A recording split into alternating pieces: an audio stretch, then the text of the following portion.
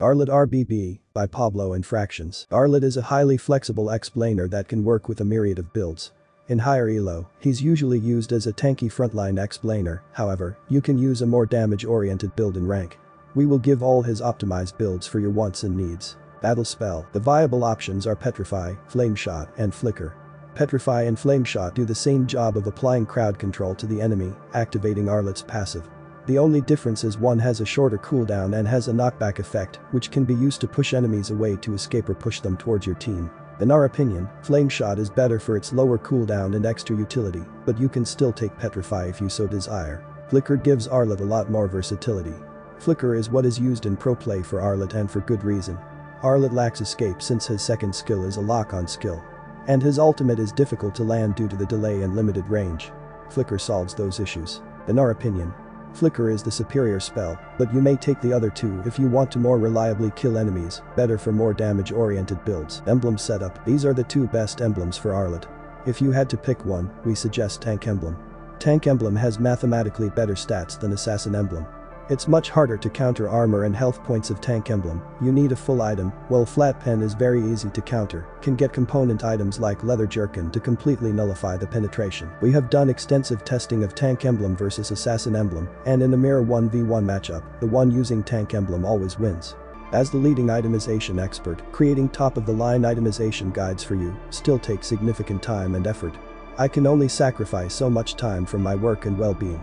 Anything more and I would be neglecting real-life responsibilities. The bills are not going to pay for themselves. This is how much I get from YouTube, expectations and reality, something that I wish people would understand. When you like to show your support and appreciation, by joining now you enjoy access to the forbidden knowledge. On top of that, you will also gain a free and guaranteed in-depth itemization guide for your favorite hero. To everyone that has joined our members club and to the ones that are yet to join, thank you.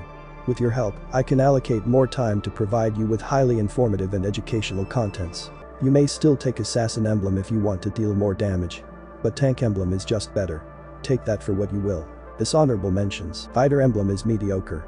Most of his heals from his second skill healing based on his max horsepower, hence why Tank Arlott is incredibly tanky. We have done testing and concluded that the heal it gave was small. Not worth taking. Common Emblem is also mediocre. Arlott is mana hungry, but all his mana problems can be solved with Thunderbolt, rendering Common Emblem redundant. Emblem talents. Tier 1. Agility. Agility is mathematically better than all the tier 1s, take this for most heroes. Tier 2. Pull yourself together. Wilderness Blessing Master Assassin. You can pick from either of these two. If you're going for Petrify or Flame Shot, it's better to take Wilderness Blessing, because Pull Yourself Together has less value due to the shorter cooldowns than Flicker. Wilderness Blessing is really useful for pursuing and escaping enemies in the jungle area. It also helps greatly for rotation. Arlott is a teamfight explainer, so this will make sure he's never late to any important teamfight. Master Assassin is good for dealing extra damage during laning and lone targets.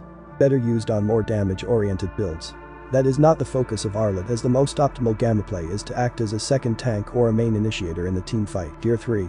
Lethal Ignition Quantum Charge. You may take Lethal Ignition if you want to do more damage. It's better used on more damage-oriented builds because you need to deal a certain percent of health points of damage to the enemy to proc it. More difficult with a tank build due to less damage. Take Quantum Charge if you want more utility. It helps with escaping, pursuing, and rotation. All you have to do is one basic attack. Dishonorable mentions. Festival of Blood is pretty bad, Spell Vamp is not that good on him. Concussive Blast is redundant, his wave clear is already really fast. If his skill 1 and skill 2 is not enough, just use your low cooldown ult. Build setup. The top build is just a full tank build, the middle build is a tank build with some damage, the bottom build is a semi-tank build. We will explain the item choices and the optionals. Congratulations to our lucky supporters, they are not only winners in knowledge, but also with epic skins and Starlight card. And you could be the next lucky winner. The lowest tier costs 25 pesos for 30 days, if you think about it, that's less than 1 peso a day. And the second tier only costs 2.5 peso a day. I made it affordable, so that everyone has the ability to support. This tier is for the students, so if you're a professional, you may consider signing up on the higher tier. Compare this to your Netflix subscription and how expensive school is. You will realize that it's a privilege to gain access to the forbidden knowledge and enjoy the rest of the perks. For items, Dominance Ice is pretty standard for the explainer. You need to provide anti-heal and slow the attack speed of marksman.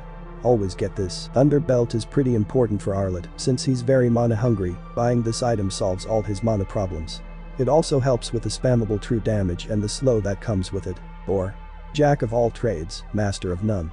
Thunderbelt is on the cheaper side of tank items. While it does not offer the best durability, it comes with a whole package of useful stats for Arlott. Health points increases his heals, physical defense as well, defense, and he is able to constantly proc the true damage due to his spammable nature. But the main reason this item is suitable for him is due to the mana regen. The amount it offers is optimal and allows Arlott to never run out of mana. Optionals. Fury Hammer is the most cost-efficient way of increasing your damage. You may get it as first item to deal more damage against Squishy. This gets heavily countered with steel leg plates, so be careful. You can sell it late game for another tank item or Malefic Roar. Malefic Roar if you need % pen against high armored targets. It's also his best damage item since Arlott has very high base damage, but poor scaling, perfect for pen. Hunter Strike is your next best damage item. It helps Arlott with chasing and escaping after doing his combo. It also has flat pen which increases his damage by quite a bit. Antiquirus to counter physical hybrid skill casters or Radiant Armor for general magic defense, really good against multi-hit. Oracle if they don't have heavy magic damage and if you want more cooldown reduction and a little bit of extra regen. Athena's Shield if they have heavy burst magic damage, be careful since it's easy to waste a passive with magic pokes. Blade Armor against marksmen. All I'm offering is the truth.